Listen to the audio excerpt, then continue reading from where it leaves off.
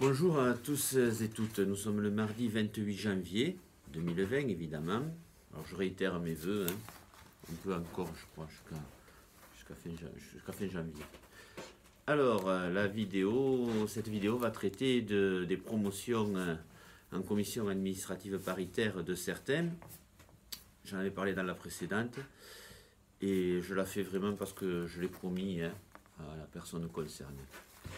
Voilà, alors je vais d'abord vous lire un article qui était paru dans le dernier Gourdin.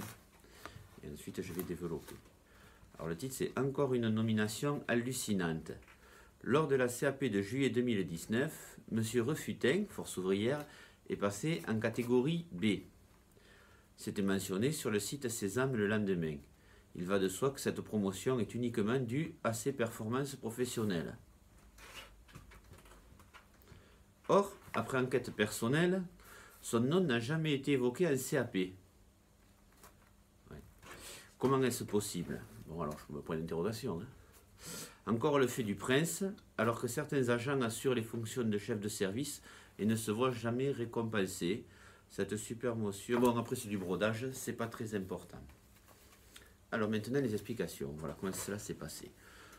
Alors la CAP se passe en juillet 2019. Et ensuite, je vois sur le site Sésame, donc le lendemain, comme c'est écrit dans l'article, que M. Refutin a été nommé en catégorie B. Ce qui est assez exceptionnel, hein.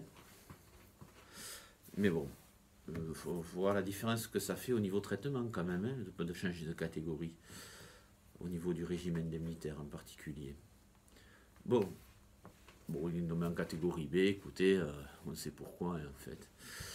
Bon, passons. Arrive un comité technique. Donc là, c'est nommé un CAP. Arrive un comité technique. Et je suis à côté de M. Mouinet, de l'UNSA.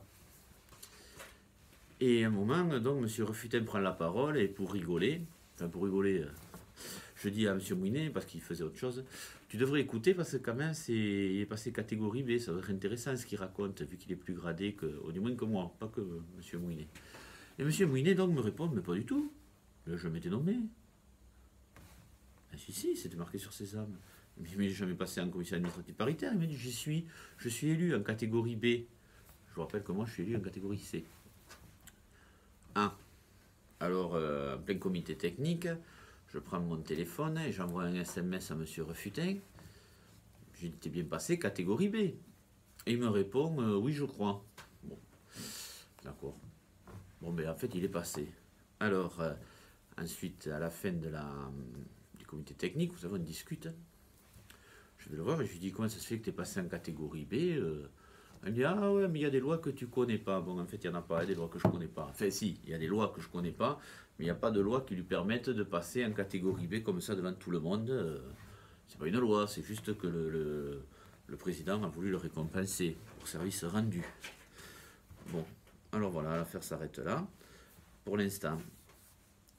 Et un jour, alors j'étais occupé, je vaquais à mes occupations, et on discute avec M. Refutin, parce qu'on a quand même des relations très cordiales, par SMS, et je lui dis que c'est quand même pas normal qu'il ait été nommé comme ça, sans passer en CAP. Là, il me répond, tout ce que je vais vous dire, c'est par SMS que je conserve précieusement. Il me répond, oui, c'est vrai que c'est pas normal que mon nom n'ait pas été évoqué.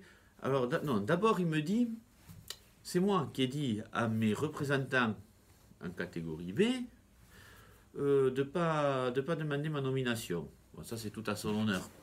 Je ne pense pas que ce soit trop vrai, mais c'est tout à son honneur, si c'est vrai.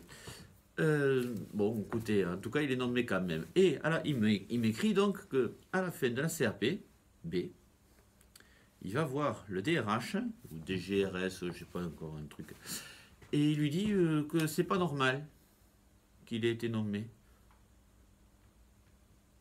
Comment il le sait? Puisque son nom n'a pas été évoqué. Il le sait parce qu'il est passé en dehors de la CAP. C'est tout. Alors comme c'est des SMS, quand même, là, je lui dis, tu me prends, excusez-moi pour mes familiarités, je pense que là, tu me prends un peu pour un con quand même, non? Tu vas voir le DRH pour te plaindre que tu es passé sans avoir été nommé, comment tu le sais? Alors là, silence absolu. Et il me répond... Oui, non, en fait, tu sais mal lire. Alors, je sais très bien lire des SMS. Je renvoie une copie de son SMS où il y a bien noté. Il me dit non, non, c'est le lendemain que je suis allé les voir. Donc, bon, tout ça, c'est faux. C'est du flan. Il a été nommé pour service rendu, point final, hors CAP. Alors maintenant, pourquoi a-t-il été nommé hors CAP? Eh bien, la raison est toute simple. Parce que si son nom avait été prononcé, je vous garantis que les autres syndicats en CAP auraient dit, eh bien attendez, nous aussi on en veut, hein, des nominations comme ça, hallucinantes. Oui, parce que faut savoir un truc, c'est que les CAP, c'est un peu le marché aux poissons. Hein. C'est je te donne une truite et prends ma carpe. Hein. Voilà, c'est comme ça. Et là, parce qu'il n'y avait pas tant de postes à donner, ils n'ont pas dit le nom, ils l'ont marqué sur ses âmes le lendemain. Voilà. Donc voilà, à Force ouvrière, on change de catégorie sans passer par les CAP. Voilà, par le fait du prince. Voilà, cette vidéo est terminée. Je vous remercie. Au revoir.